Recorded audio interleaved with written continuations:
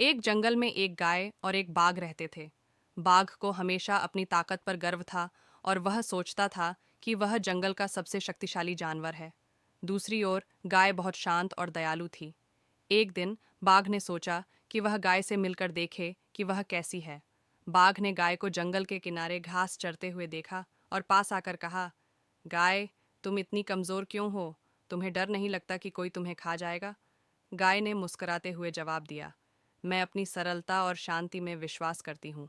मेरे पास शारीरिक ताकत नहीं है, लेकिन मेरा दिल बहुत मजबूत है। बाघ ने हंसते हुए कहा, क्या तुम्हें लगता है कि सिर्फ दिल की ताकत से तुम जीवित रह सकती हो?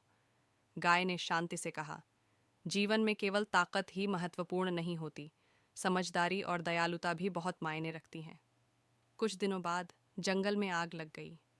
सभी जानवर इधर उधर भागने लगे।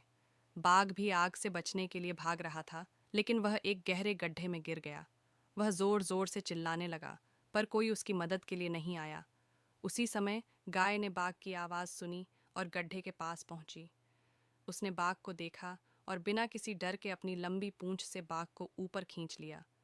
बाघ बहुत शर्मिंदा हुआ और उसने गाय से कहा, तुम्हारी दयालुता ने मुझे बचा लिया। मैं समझ गया हूँ कि ताकत से ज्यादा महत्वपूर्ण है दिल की अच्छाई और समझदारी। गाय ने मुस्कुराते हुए कहा, हम सभी को मिलकर इस जंगल में रहना है। यदि हम एक दूसरे की मदद करें तो हम सब सुरक्षित रह सकते हैं। इस प्रकार बाघ और गाय अच्छे दोस्त बन गए और मिलकर जंगल में शांति और सौहार्द से रहने लगे। इस कहानी से हमें यह सीखने को मिलता है कि दया, समझदारी और आपसी सहयोग सबसे बड़ी ताकत होती है।